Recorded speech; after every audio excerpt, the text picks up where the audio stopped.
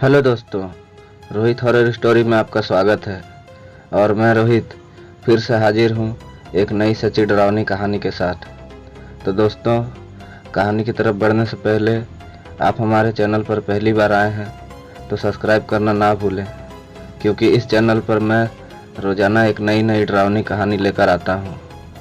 तो चलिए बढ़ते हैं आज की कहानी की ओर। गीता के अध्ययन और श्रवण की तो बात ही क्या है। खैर, एक सिपाही था। वह रात के समय कहीं से अपने घर आ रहा था। रास्ते में चंद्रमा के प्रकाश में एक वृक्ष के नीचे एक सुंदर सी स्त्री को देखी। उसने उस स्त्री से बातचीत की तो स्त्री ने कहा, मैं आ जाऊं क्या?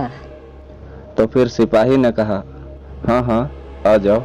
सिपाही के ऐसा कहने पर वह स्त्री, जो वास्तव में एक चुड़ैल थी, उसके पीछे पीछे उसके घर तक आ गई। वह हर रोज रात में उस सिपाही के पास आती, उसके साथ सोती और उसका शोषण करती। फिर सवेरे वह चली जाती।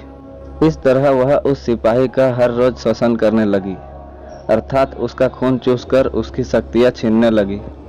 एक बार रात में वे दोनों लेट गए, पर बत्ती जल रही थी। तो सिपाही ने उससे कहा, तू बत्ती बंद कर दे। तो उसने लेटे लेटे ही अपना हाथ लंबा करके बत्ती बंद कर दी। अब सिपाही को पता लग गया था कि यह कोई सामान्य स्त्री नहीं है, यह तो चुड़ैल है। चुड़ैल भी समझ चुकी थी कि यह सिपाही मेरे बारे में हर चीज जान गया है। तो फिर चुड़ैल ने उसे धमकी दी, अगर तू मेरे बारे में किसी को बताया तो मैं तुम्हें जान से मार डालूंगी। इस तरह वह रोज रात को आती और सवेरे चली जाती। सिपाही का शरीर दिन प्रतिदिन सूखता जा रहा था। लोग उससे पूछते कि भैया, तुम इतने क्यों सूखते जा रहे हो, क्या बात है, बताओ तो सही। परंतु चुड़ैल के डर के मारे वह सिपाही किसी को कुछ नहीं बता पा रहा था। फिर सिपाही एक मेडिकल में गया और दुकानदार से दवाई मांगा। दुकानदार ने दवाई की पुड़िया बांधकर दे दी।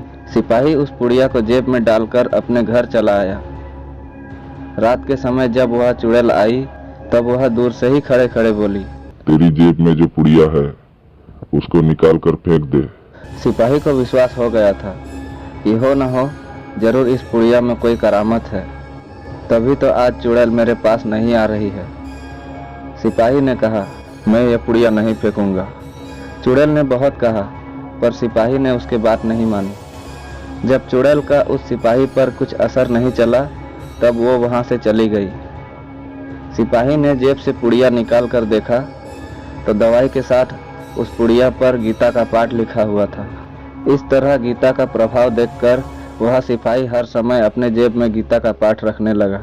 फिर वह चुड़ैल दोबारा उसके पास कभी नहीं आई। तो दोस्तों, ये थी आज की कहानी।